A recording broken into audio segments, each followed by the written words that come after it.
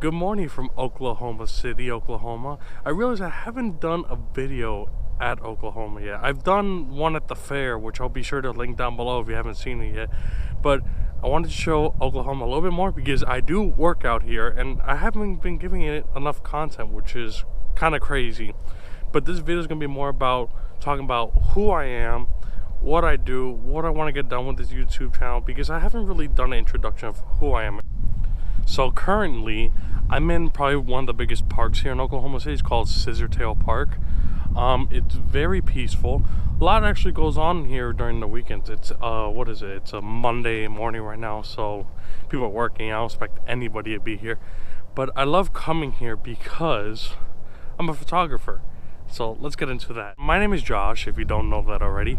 I'm from Pembroke Pines, Florida, which is 30 minutes north of Miami, give or take. You know, it could take you less if you don't want to abide by Florida's highways speed limits, which nobody does. Let's just be honest here for all you Florida people. I basically spent my whole life through birth, almost birth. I mean, I spent a little bit somewhere else at birth, but majority of my life I spent there in Pembroke Pines living with my parents until I finally got a traveling gig for the job that I worked for in 2019 in Jacksonville. So that was a lot of fun because it was only a 2-hour drive to Orlando, which I basically spent every weekend there because I love Orlando and that's where I see myself living. So come pandemic and all that depressing stuff coming to 2020, eventually I met my girlfriend Katrina, which you guys have seen in many videos already, and moved in with her, and life has been amazing. So through the whole entire pandemic stuff, eventually I got this job here in Oklahoma City, and that's how I ended up here. So it's awesome because I get to do this content and I kind of get to travel for free. So it's a sweet gig, I won't lie. But I don't do YouTube full time. My goal in life is to be an air traffic controller for the FAA. If you don't know what the FAA is, it is the Federal Aviation Administration. If you didn't know that already, but you know, and air traffic controllers, you guys know, are not the guys with the cones that you see bringing in the airplanes. It is the guys you see in the tower, and something that people don't really know about, but they're the Tracon and root room, where like it's a very dark room and you're separating like 20 airplanes at the same time. So that's my personal life a little bit. So now let's talk about this YouTube channel. Now, my goal with this YouTube channel is I want to be a Disney/theme park vlogger, but I'm throwing a different twist, and that is photography, which is why we are out here today. So I feel like when it comes to vlogging Disney and things like that, I feel like you can only talk about so much. You know, mad respect to all these guys I look up to that, you know, if you don't know them already, Tim the Tracker being the biggest, and you got PC Dev, JoJo's World, Kyle, Paige and Mr. Marvel. There's so many of them, and they all do kind of like the same thing. They talk about different things going on around the park, and hey, big thumbs up for your guys' success. I hope to be there at that one point, but it makes it harder to vlog for that reason. I mean, what makes them different from each other? Their personalities. And I feel like I do have a personality, but I wanted to take it a step further. Something that I don't see on YouTube at all, and that's photography. You know, there's a lot of photographer YouTubers, but imagine throwing photography into Disney vlogging. You know, still seeing the same fun of going on rides, having a good time, but also throwing in a little skill into it. So I think it's creative. I hope it works. I'm gonna be doing this regardless if it does or doesn't work. I'm doing it because I enjoy it. I never look at doing this stuff to get clout or anything. I just want to give off my energy, and hopefully that energy helps you get through your day or something like that, whoever is here for the journey. Check out the family over here, just cruising through. See, this is what is so cool about this park. It's so peaceful. It could be very lively on the weekends. They do concerts, and there's been proposals here. I haven't seen a wedding, but I'm pretty sure someone could do a wedding here. Like, it's just so peaceful. You know, there's a lot more on the other side over there. We're just on one side right now. Alright, so I'm sitting down on a bench over here real quick so I can show you guys the gear. Before I show you, I want you to understand that my influence is strictly street photography. So these cameras that you see are probably very well known, if not best known, for street photography. And those are the type of style pictures that you will see throughout this YouTube channel and throughout future uploads. Anyways, so let's get into it. Alright guys, so for digital photography, I brought out my Leica Q. If you guys have seen videos on here before, this camera should be very familiar. I use this thing all the time. So Leica is a very bougie brand. This camera is not cheap, but in my opinion, it's the best camera for street photography. There is a later model of this called the Leica Q2, which has more megapixels and is weather sealed, but I don't go taking pictures in the rain to begin with. That's just not my style. But this thing is perfect, man. I probably own the two best cameras meant for street photography, and that would be the Leica Q and my Ricoh GRiii. I don't have my Ricoh GRiii with me because I took it off for repair. It got a little faulty thing, so you will see that camera eventually. But Leica Q, my favorite thing. And honestly, when it comes to picking your camera, you want a camera that's going to give you the most inspiration, which explains the next camera you're about to see.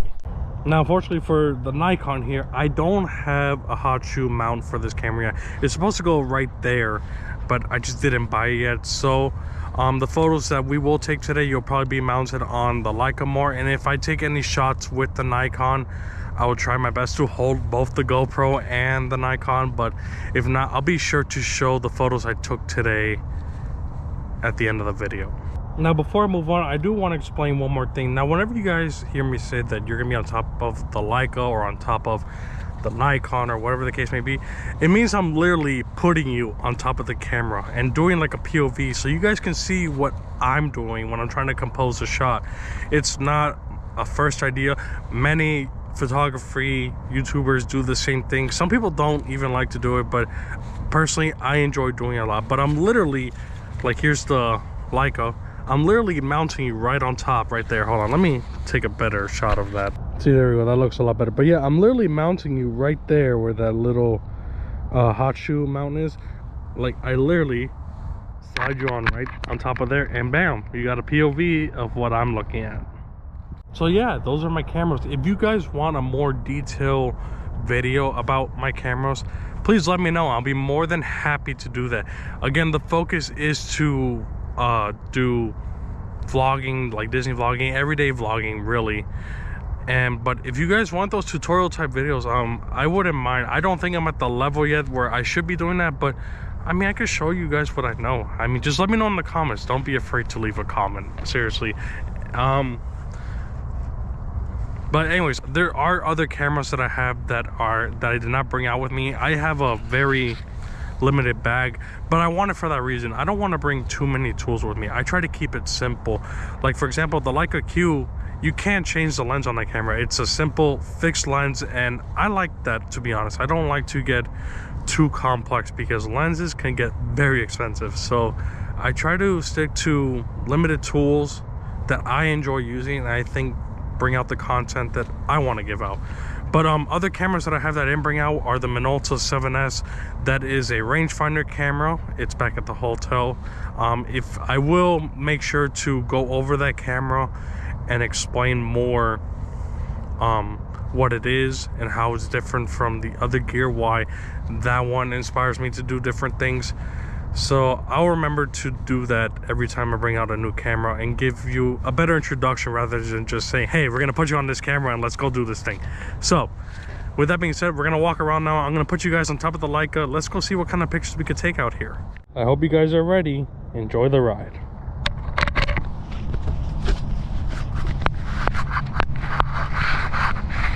All right, let's go do it. Now, one thing I enjoy about Scissortail is every time I come here, I always get inspired or influenced by a different thing.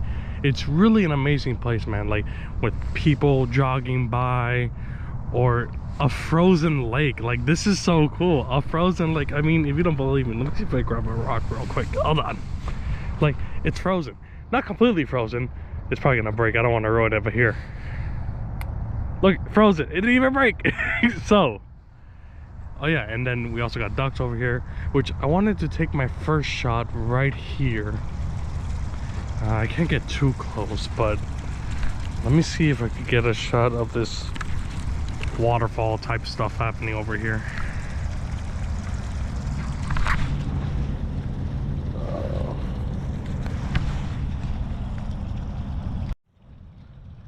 Alright, I'm gonna look to the viewfinder real quick and see what shots I could get here. I am not using autofocus, I'm manually focusing this right now. Alright, took 2 shots here. Oh yeah, that looks really cool. Alright, let's move on.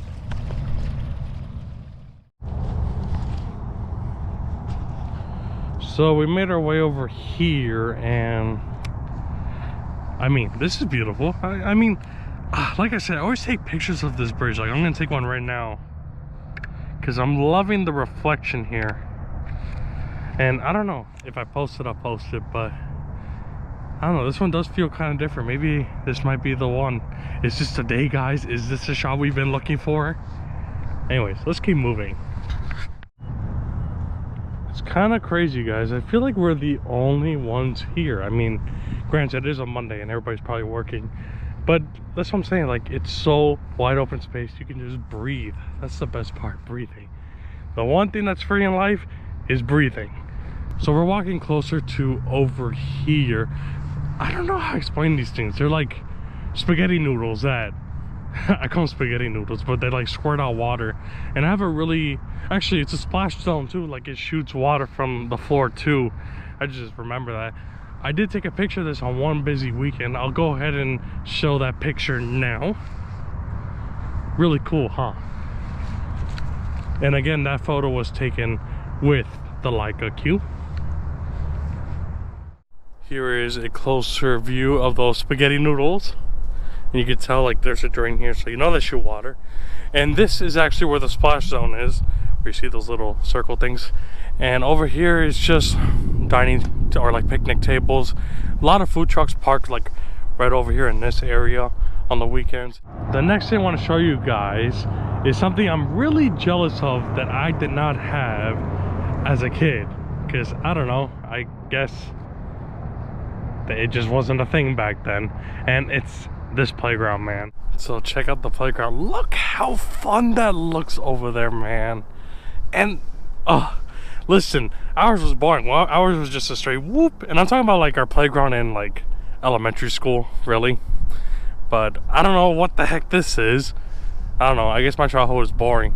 But then look at that slide over there. Look at that big tower thing they have to play around with, man. And there's some fun photos that you can get here. I want to come back to this thing because I was curious, but I think it spins. It does spin. Okay, that's fun. That is really fun. And then over there, guys, they have like a rock climbing thing. It's like circular, but let me go over there and show you guys because this thing is too cool to me. On our way over there, though, look, you have like this over here, a big wooden spider thing. I guess the whole, oh look, you can climb it. I didn't even realize that. But here's another view of that slide. Look how high that goes. That's crazy, man. I'm jealous. But here's the rock climbing over here, so you can do it from the outside and upstairs on the inside. So this is fun. I probably bust my butt if I try to do this, but so fun. If I was a kid, man, I'd be going berserk over here. And it doesn't end. Look at this maze over here. Look, you can go and like you could cross with like this little bridge thing going on. I don't know, that's supposed to be like monkey bars, supposed to like crawl over it. I don't know, but this is too cool. Now, something else I want to talk about. We haven't spoken about that statue over there, so let's head over there. So we are walking towards that structure. So that structure over there is the scissortail. If you guys don't know, Oklahoma state bird is a scissortail, which looks very interesting. I'll go ahead and show you a picture of one now. It is a picture from Google. Please don't copyright me or whatever for it. Although it would be cool to get a picture of a scissortail one day if I ever see one, which I have seen one, just never taken a picture of it. And these lights, this looks really cool towards the evening time. Very fun shot, especially when we have people walking. So anyways, let's head towards the scissor tail. Now as we make our way up here, it will get a little loud because this is the highway over here. This is an overpass to the highway, so it will be a little bit noisy, but we're gonna try to take pictures of the scissor tail right past where those barriers are right there, and we're gonna use a Nikon for this. So again, I won't be able to show a POV of this, but I will make sure to put the pictures, I will make sure to put the results of those photos at the end of this video. All right, this is gonna be our frame. I'm gonna pull out the Nikon and see what we get. All right guys, I took like 4 different shots. 2 of them at 2 different apertures, another one at ISO 200. So we got variety. That's the thing about film. I tend to, I don't want to say waste a lot of shots, but I use up a lot of exposures because film is something that I'm still learning. But I'm telling you, man, the influence that this camera brings to me wanting to shoot film more is off the roof. Like this thing is a dream to shoot with. It's probably one of the best cameras that you can get for an SLR. Now just a little fun fact here, you guys do notice that there's different locks on here, and I'm trying to find one, but here we go. See, people will write their names on them or their initials, and they'll just latch them on, and it's basically saying that love will never be broken. It's a cool little thing. I did do this with Katrina, but our lock disappeared. Someone took it or they took it down, I don't know, but yeah, sad story. But here's a closer view of that amazing statue, which honestly I would not have guessed as a scissor tail if they didn't tell me, because it's a little abstract in my opinion. But here's the highway, as loud as ever.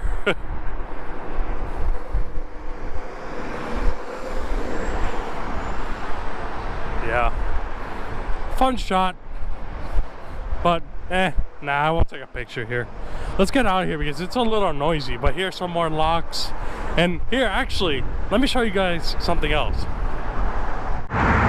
By the way, I have taken a shot right here of these locks, maybe not these specific locks, but our lock was right here somewhere, and as you can see, it's not there anymore. I assume they probably take them all down so other people couldn't leave locks here, which I guess is a cool thing, but yeah. And again, I'm sorry if it's really loud, guys. I'm trying my best for you guys to hear me. I guess I won't know until the end of the video when I start editing this. So check this out. These are locks on the actual statue itself, which is honestly not very easy to put on. Like, I don't know, I guess I could reach it. Our lock was a little weird. It had like one of those like metal wired ones. It's kind of cheap, but you know, it was kind of difficult. But there's some that are very difficult on. Like, I don't know how these people managed to do this. That's scary. To do over the highway, I would never. And then this guy is just a trooper up here. I don't know how the hell he did that. But anyways, let's hop over the bridge and we'll keep on going. Someone went above and beyond with this one. That thing is huge. What the heck? Crazy. As we walk down, this is probably one of my favorite shots, and I haven't taken a shot yet of this, to be really honest. I always walk down this going, man, this is beautiful, and I never get a picture. I'm actually going to use the Nikon now and get a picture of this because, man, today just looks beautiful. Let me go ahead and do that. Here's a closer view of where I took that shot. I'm actually taking one from here. Man, it's just, you know what, it kind of like bothers me about Oklahoma right now, this grass. Like, I mean, yeah, it's a vibe with it being brown and stuff, but man, when it's just so funny when you leave Florida, everything is green and beautiful, and then you come to Oklahoma and like the grass is just so brown. It's not very appealing when you're looking at it from the air, but it's a character to say the least. But I'm gonna take a shot right here also with the Nikon, see how it looks from different distances. So yeah, I think right here will be good. Maybe a little bit over here so the tree's not centered. Yeah, let's see what we get. I'm gonna try to do this with one hand here so you guys can see me holding the GoPro. Oh yeah, this is gonna be cool. Alright, let me show you guys what I'm looking at real quick. I'm gonna see if I can get you in there. But yeah, you guys see that little white bar at the bottom? That's my light meter. And that's basically the frame I was going for right there. Yeah, I mean, it's a little overexposed because you guys are looking through the GoPro, but I promise you it's gonna look really cool. Yeah, man, this is awesome. So beautiful, so peaceful. I think we're gonna wrap up our last shot right here. Let me get out of the way so shadow. I guess this shadow's okay, but not the not us or the light post. We don't want that. Yeah, right here. We're gonna take it again with the Nikon. I'm gonna try to one-hand it again. All right. Uh-oh, I need to put the camera down so I can focus. Hold on. All right, let's try that again now that I have it in focus. And I want to get this shadow on the floor right here. So I think right here will be good. Oh, I want to get the tree also. Hold on a minute. So this is a 50mm lens, so it gets a way closer depth of field what you guys see on the GoPro. So I have to readjust for the Nikon. So I think right here will be good. Oh yeah. We'll take one more for good luck.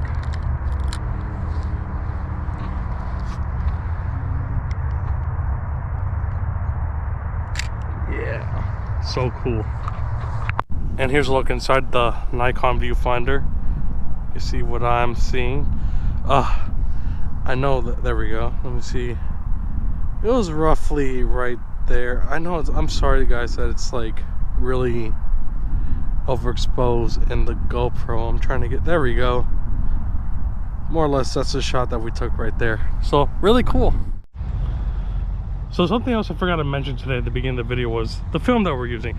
So we were using Ektar 100, which is a very saturated film for Kodak. It's very colorful, sometimes too saturated, but I want to play around with it. It's something different. I never used it before, but it's things that Kevin's my best friend and mentor. I'll be sure to link his Instagram and YouTube down below if you want to check him out.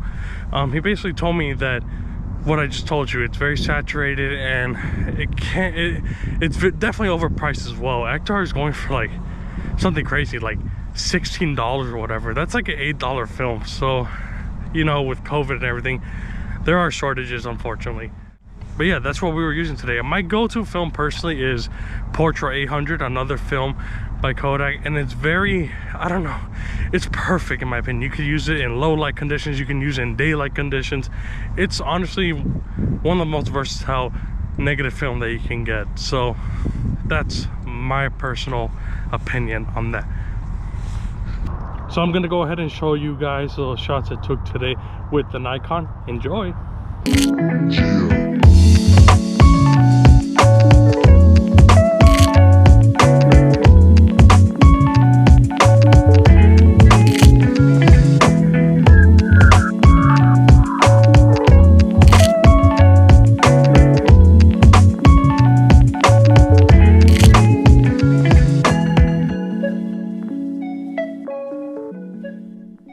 There you guys have it, man. This is Scissortail.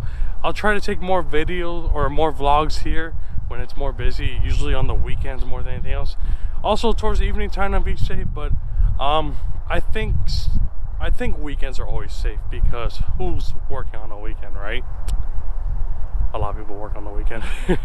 But yeah, I hope you guys I hope you guys did enjoy today's video.